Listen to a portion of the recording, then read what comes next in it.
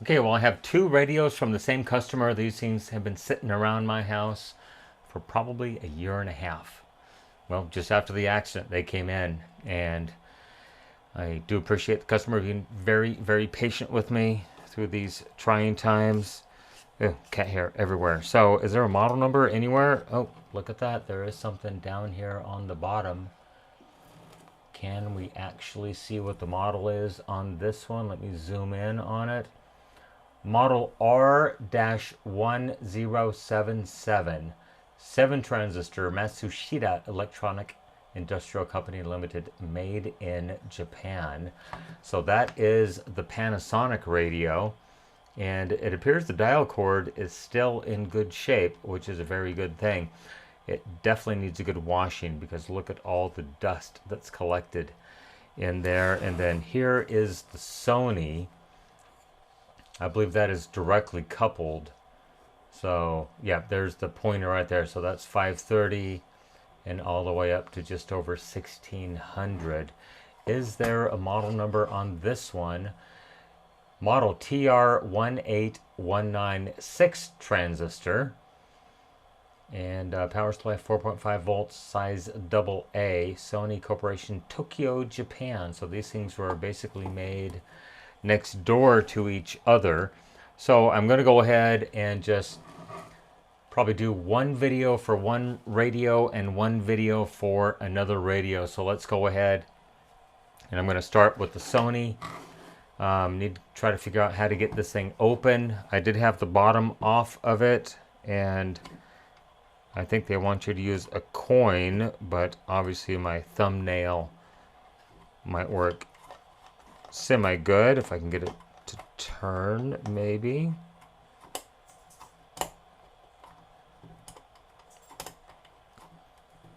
Okay, there we go. So the customer was just interested in having me like clean the volume control pot and possibly check or recap all of the capacitors in this unit. So I am seeing 1, 2, 3, 4 electrolytics, and that appears to be it. So how does this thing come apart? Huge ferrite core antenna right there. So it does look like it operates on 3 AA batteries. And look at that, a little sticker on the speaker itself with the serial number. And can we make out anything inspected? Zoom out just a bit to get better focus. Inspected serial number 277460 MITO, Sony radio. Look at that. Little felt pad that keeps this little tab right there that pushes against the speaker itself. Well, I wonder what this thing sold for when it was new. I mean, in today's dollars, it would probably be 150 bucks. There's a C401 transistor laying on its side over there. I wonder if this thing even works. I have not tried to power it up yet. I guess. So it looks like the battery pack actually pulls out. So I can probably give it 4.5 volts on my bench power supply and just see if it wants to do anything. So there is the positive lead and there is the negative. So let me get my bench power supply set up to approximately 4.5 volts.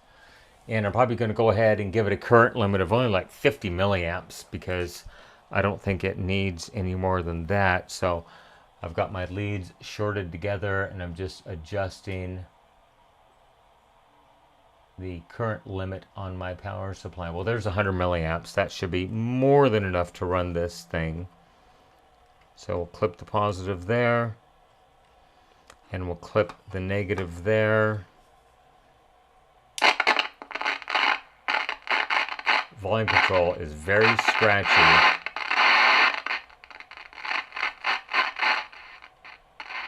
Okay, I got something.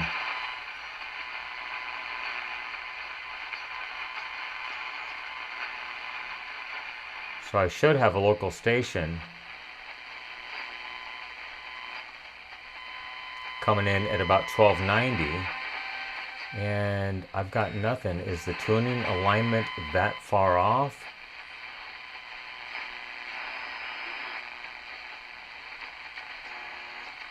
Wow. So it should be right in there. I'm trying to rotate this around.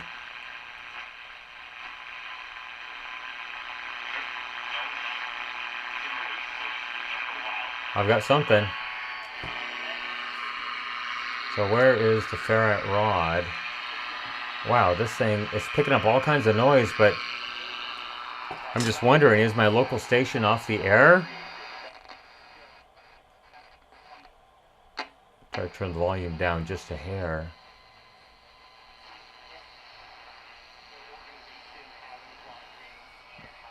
Well, it does pick up something at least.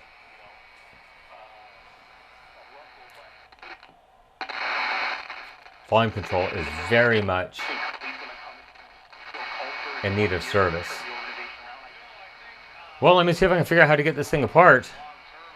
And I'm just wondering, is that actually 1290 or are they off the air tonight for some unknown reason? So let me get another radio out here and get it unlocked here. Power this thing on. And band, I want AM. Frequency.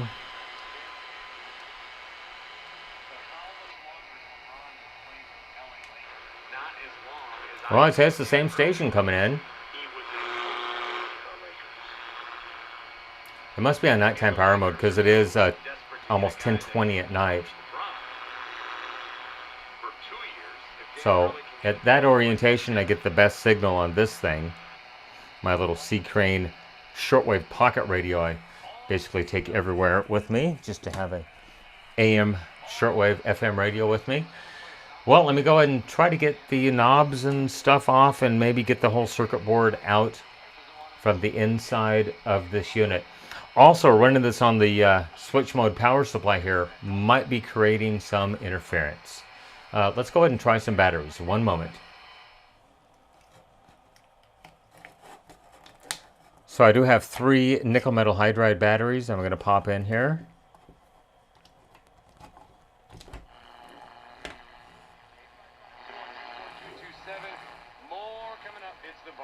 And if I get it nulled out right there, it actually doesn't sound too terribly bad.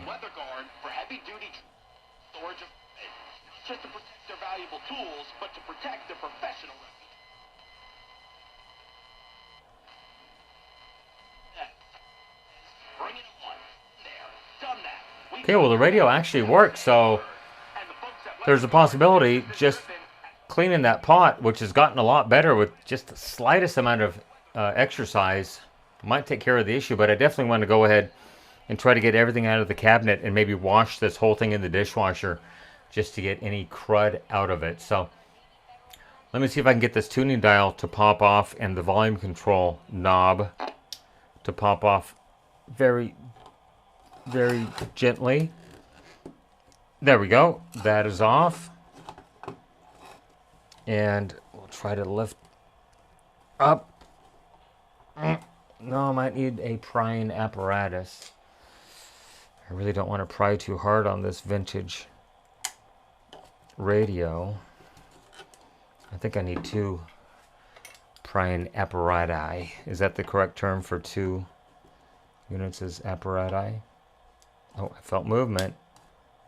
Oh, I don't like the sound of it though. Hope there's not a screw in the middle of it.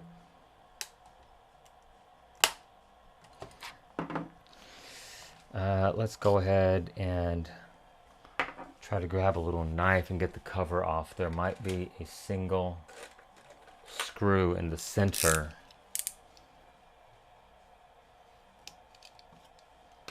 And no, I'm not seeing a screw.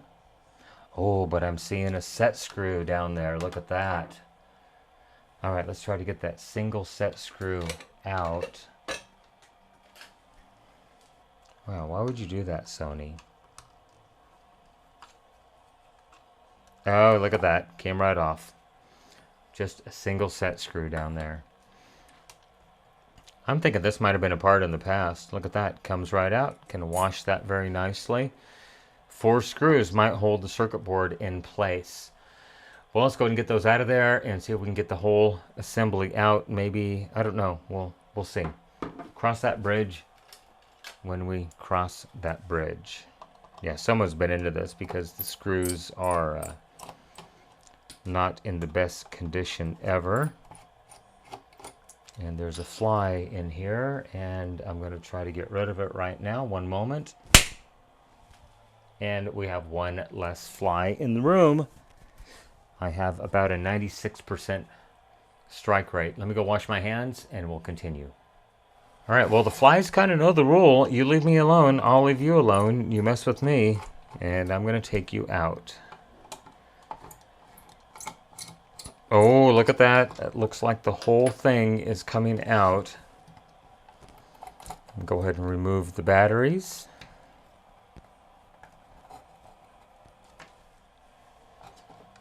And then I think the speaker is going to have to come out as well.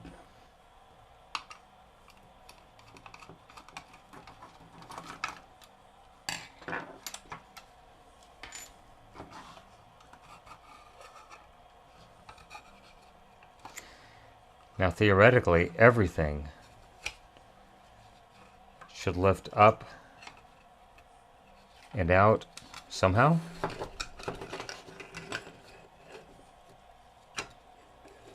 Maybe you got to do the hokey pokey and turn yourself around a couple times. How did they... What the... Do I actually have to remove the AM antenna? I don't think that's what holds it down. No, I don't think so.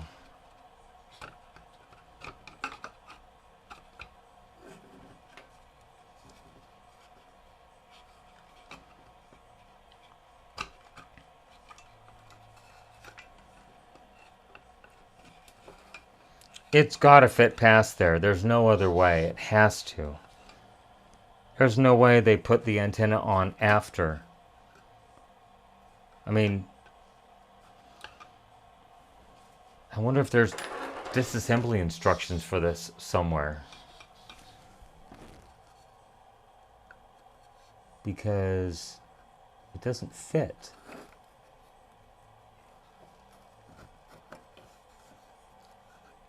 Oh, maybe this way.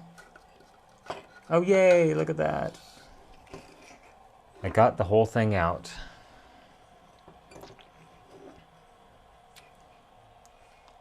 Oh, wow, the tuning capacitor is just sitting there.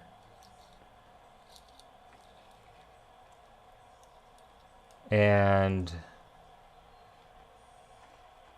it is actually just wired up to the board. So I've got to move that tuning capacitor out of the way just to get to the capacitors. Oh, there's the audio transformers on the wrong side of the board. Well, let's go ahead and make a couple of witness marks on everything. Let me find a Sharpie.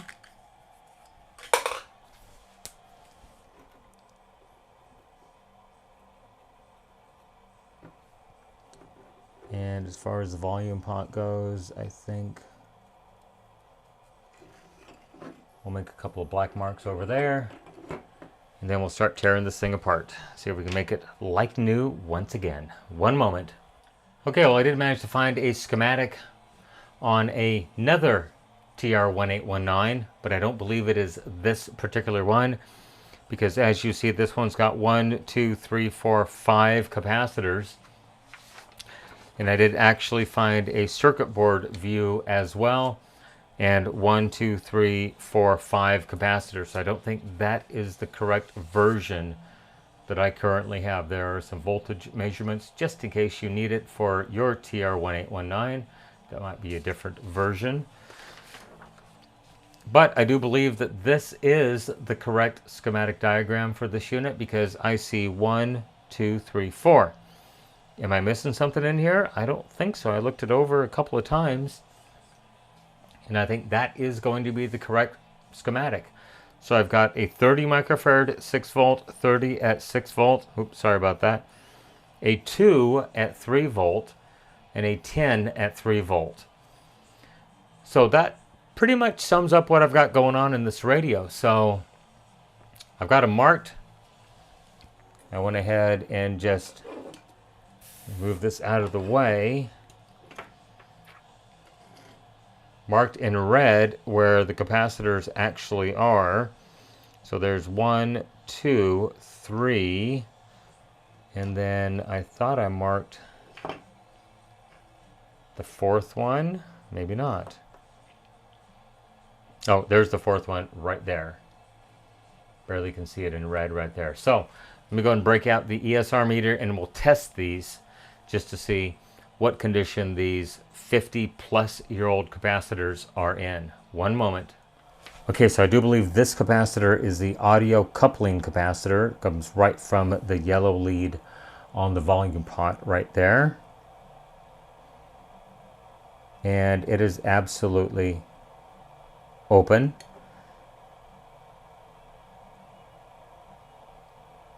And that's one of the 30s, I do believe, 14, 16 ohms. That's one of the small ones, a 2 possibly, and then the other 30 lived over here possibly. And absolutely open. So I'm going to say yes, this thing does need a recap. Well, let's go ahead and get the old caps unsoldered and get the new ones inserted. So I did go ahead and lay out the board, and I do see a 10, a 30, a 30, and a 3, which I do believe lines up with this diagram. There's a 10, that one says a 2, and a 30, and a 30. Well, maybe the 2 meant to be a 3. I'm not quite sure. But let's go ahead and get those things unsoldered off of the board. And then we can move forward with replacing the cap. So there's a 10, that's a 30, that's a 30. And I swear that one says it is a 3. And if you look very, very closely, you can see the negative symbol right there pointing down. So when I do this, I always make a note of the direction of the negatives so I can get the new caps installed correctly.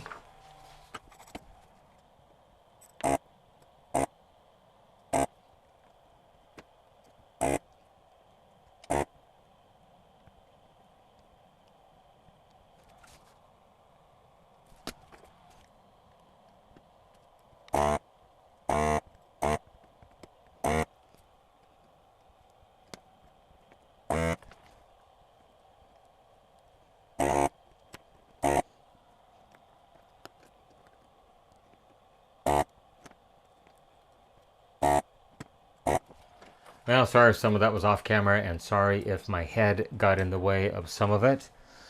So I just got to remember that the red lead that comes from the battery solders to the plus right there, and that the green lead solders to that side of the capacitor right there. But I think we're going to be okay.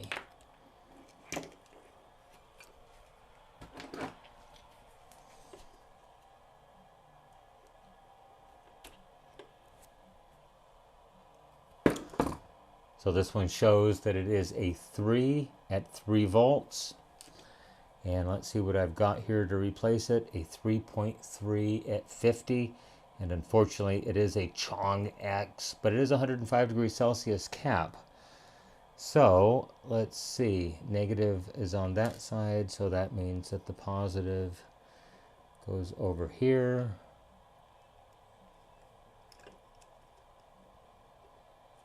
I would normally try to replace this with a much higher quality capacitor, but I just don't have them on that low value. So this one is going to be a 10 microfarad, 10 working volts, 12 surge voltage, with the negative facing that way. And so I do happen to have a Kimmit 10 at 25. So positive on that side, negative on that side. And for these two big boys,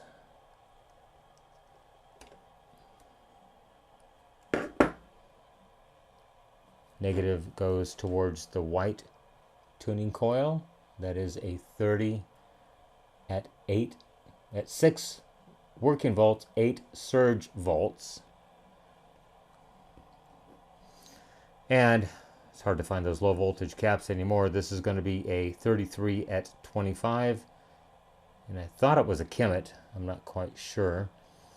Negative goes towards the tuning cap with the coil right there.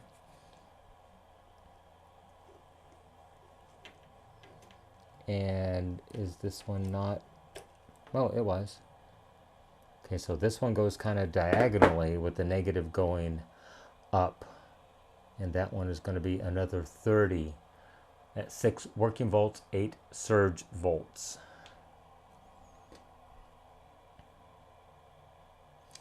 Once again, a 33 at 25 going back in. And the negative does go up. Okay. Just got to bend these leads over just a little bit so they don't want to fall out.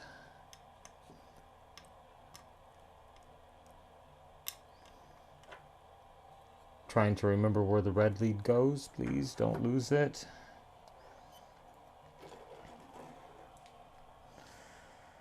And trying to move some of this stuff up and out of the way.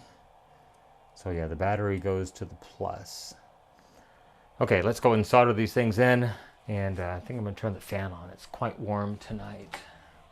Hopefully the ceiling fan does not interfere with the quantity or quality of the video.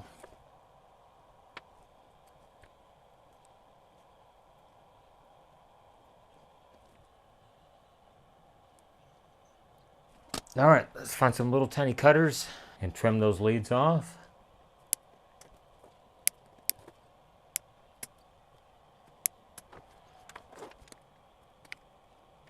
Green lead goes here. Hopefully you can see it.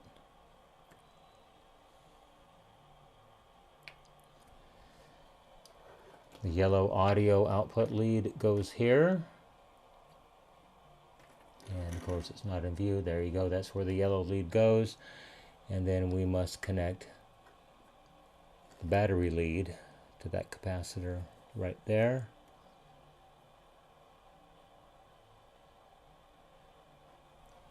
Just like that. Okay, well, if all is well in the world, this thing will actually work a little bit better than it already did. Of course, I've got so much electronic diarrhea in this room with me that rarely does an AM station even come in. So let's throw some batteries into this thing. And let me hit this pot real quick with some Deoxit F5, the fader control, meant for carbon-based potentiometers.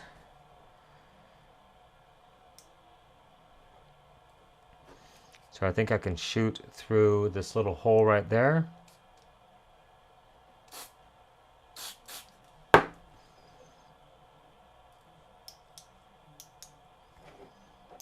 And we just run it around a bunch of times. I should put the knob on it to make it just a tad easier.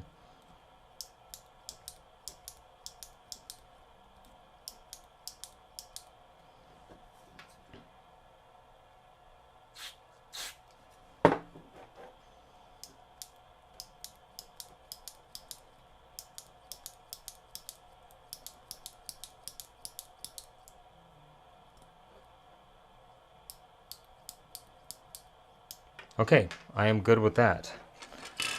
Let's pop some batteries back into it and see what caps pop. Literally, which caps are going to pop.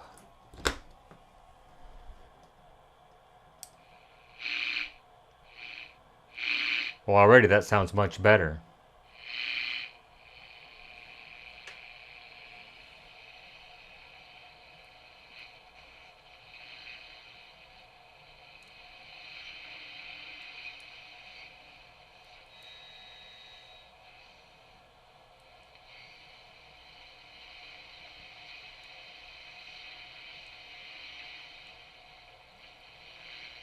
Well, I certainly know that it is working.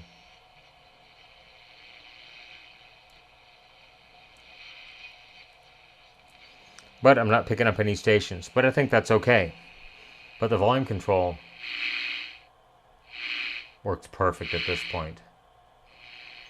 Well, all that's left is to put it together, and then maybe I'll take it outside where I can get a good clear signal and maybe do a quick RF or IF alignment on it, even if it needs it. One moment. Well, there it is, all put back together. All the pieces have been cleaned, washed. Everything looks excellent, like a brand new radio. There's a couple little scratches on it I could not get to come off, but I think this customer is going to be very, very happy with this TR-1819. And we'll take it outside in just a minute. Volume control working perfectly. I've just got a bunch of interference in here, so rarely can I pick up anything. I'm just barely starting to get KGO 810 out of San Francisco. And then there's my local station. If I can null out the noise, it does pick it up well. Okay, well, let's go ahead and get my cell phone. I'll get the wireless mic connected, and we'll run outside into the driveway and see if we can pick up anything. One moment. Okay, so let's go ahead and give this thing a try outside. Oh, what a difference. How about 1530?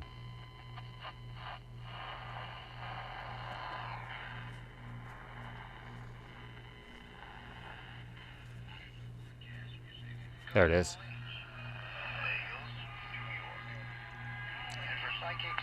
Oh, so that is working.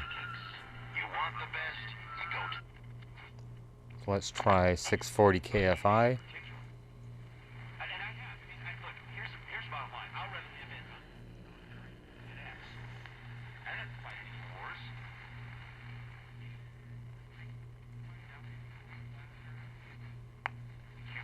So I do believe that is 640 KFI out of Los Angeles, which is about 500 miles away from me right now.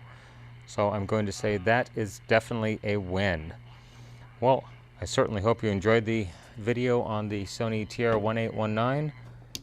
Go ahead and leave me a question, a comment, a concern down below, good or bad. I try to respond to the comments when I have time. While you're down there, if you could hit that subscribe button and like this video, it really does help my channel grow.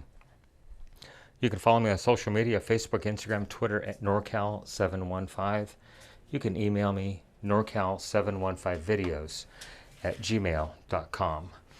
Remember, with your help, we can try to keep these things out of the landfill, out of the recycle bin, and out of the e-waste facility. Everyone, thank you for making it to the end of this video. I really, really appreciate it. Everyone, have a great day. Once again, thank you so much for watching. Bye-bye. I almost forgot. I want to go ahead and test these capacitors on the MK168 to see what they tested like. This one should be a 30 microfarad capacitor.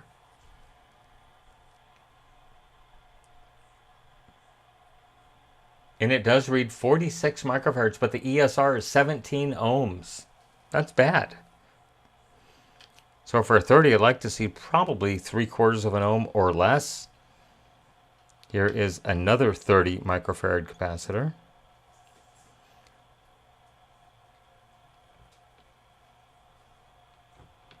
Testing, testing.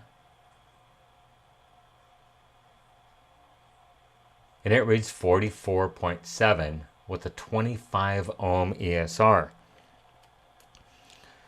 Probably work okay in an AM radio, but as far as anything newer, switching mode, high frequency, it is toast. Okay, so this is going to be a 3 microfarad, 3 volt capacitor.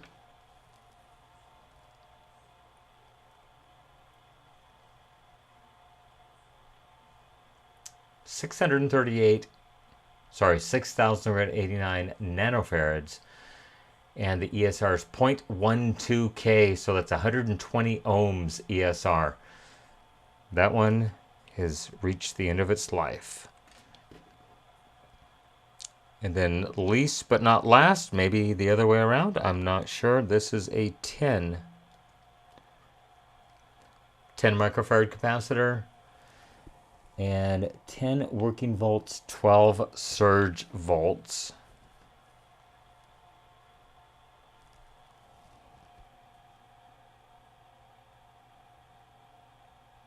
That's not good.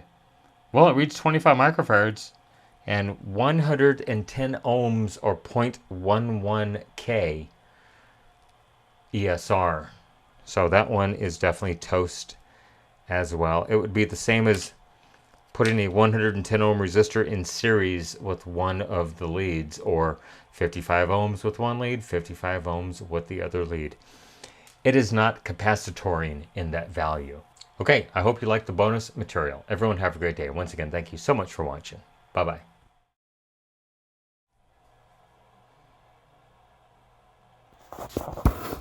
Okay, here we go. Audio sync for the Sony, what is that, a TR-1819. Check, check, check. 1, 2, 3. Check, check, check.